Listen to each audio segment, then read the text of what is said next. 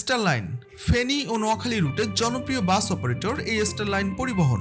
ফেনী পৌরসভার মেয়র ও স্টারলাইন গ্রুপের ব্যবস্থাপনা পরিচালক হাজী আলাউদ্দিন। মাত্র একটি লোকাল বাস থেকে বর্তমানে প্রায় 500 বাসের মালিক তিনি। দীর্ঘদিন ধরে ফেনী, নোয়াখালী ও কুমিল্লার মানুষদের সুনামের সাথে সেবা দিয়ে যাচ্ছে এই স্টারলাইন পরিবহন। স্টারলাইনের বহরে চেয়ার কোচ বাসের সাথে রয়েছে ইকোনমি ও বিজনেস ক্লাস বাস। প্রতিদিন ঢাকার টিটিপাড়া, মানিকনগর, গোলাপবাগ ও সায়েদাবাদ থেকে অগণিত বাস নোয়াখালী ও ফেনীর বিভিন্ন রুটে ছুটে চলে। আচ্ছা, আপনি জানেন কি বাংলাদেশের এই স্টারলাইন পরিবহনেই প্রথম ধূমপান মুক্ত দূরপাল্লার বাস?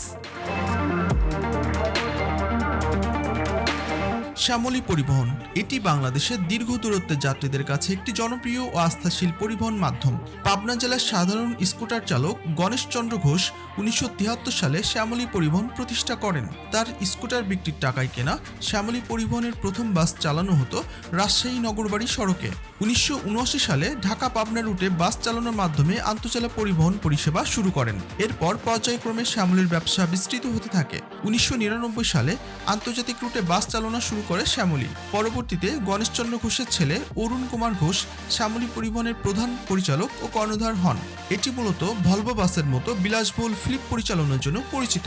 বাংলাদেশ ভারত আন্তর্জাতিক বাস পরিষেবা সর্বপ্রথম এই শ্যামলী পরিবহন শুরু করে। বর্তমানে শ্যামলী পরিবহনের বহরে মোট 600 থেকে 800টি চেয়ার কোচ, এসি, ইকোনমি ও বিজনেস ক্লাস বাস সারা দেশের প্রায় 40টি জেলা ও দেশের বাইরেও সেবা দিয়ে যাচ্ছে।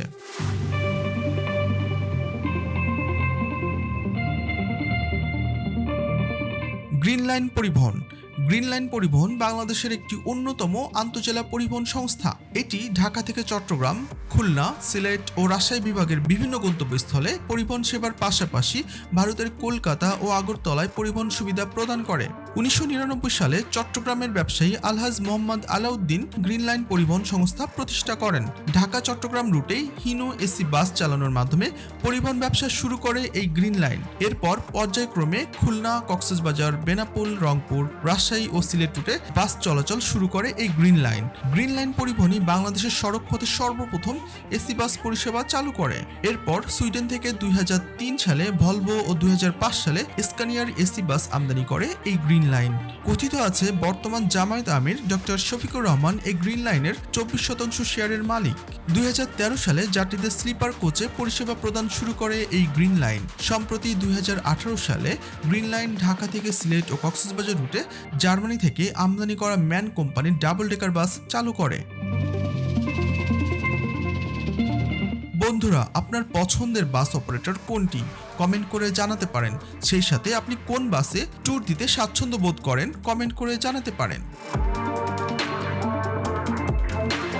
হানিফ পরিবহন জয়নাল আবিদিন এলাকার মানুষ তাকে ডাকেন জয়না মহাজন নামে। মাত্র একটি ট্রাক থেকে তার পথ চলা শুরু। পরবর্তীতে শুরু হয় তার কোচ ব্যবসা। এখন তিনি একে একে প্রায় 1500 বাসের মালিক। দেশের বিভিন্ন এলাকার সঙ্গে সেতুবন্ধন তৈরি করে চলেছে তার এই হানিফ পরিবহনের বাসগুলো। এলাকায় তিনি ফাদার অব ট্রান্সপোর্টেশন নামে পরিচিত। তাকে সংগ্রামী ও সফল ব্যক্তি বললেও ভুল হবে না। তিনি আর কেউ নন, হানিফ এন্টারপ্রাইজের স্বপ্নদ্রষ্টা। জীবনের শুরুটা বেশ কঠিন ছিল তার, তবে তা কাটিয়ে উঠতে সক্ষম হন নিরলস শ্রম আর কঠোর অধ্যবসায়ের মাধ্যমে। তার হাত ধরেই বিকশিত হয়েছে দেশের পরিবহন খাত। চেয়ার কোচ, ইকোনমি ও বিজনেস ক্লাস বাস দিয়ে দীর্ঘদিন ধরে এই হানিফ পরিবহন সারা বাংলাদেশের মানুষকে সেবা দিয়ে যাচ্ছে। হানিফ পরিবহনের স্বত্বাধিকারী জয়নাল আবিদিনের জন্ম ও বেড়ে ওঠা ঢাকার সাভারে। মাত্র একটি ট্রাক নিয়ে তার পথ চলা শুরু। ছোট ছেলে হানিফের নামে গড়ে তুলেছেন হানিফ এন্টারপ্রাইজ। তারপর আর পেছনে ফিরে তাকাতে হয়নি। পরবর্তীতে যেখানেই হাত দিয়েছেন সেখানেই সোনা ফলিয়েছেন হানিফের এই কর্ণধার। বড় ছেলে আলহাজ কফিল উদ্দিন রাজনীতিবিদ। সাভার উপজেলা বিএনপির সাধারণ সম্পাদক হিসেবে দীর্ঘদিন দায়িত্ব পালন করেছেন তিনি। বিএনপির দুঃসময় তারেক রহমানের পাশে ঢাল হয়ে থাকা হানিফ পরিবহনের মালিক আলহাজ কফিল উদ্দিন। বাংলাদেশের পরিবহন খাতে এই হানিফ পরিবহনে যাত্রা করেনি এমন মানুষ খুঁজে পাওয়া যায় না।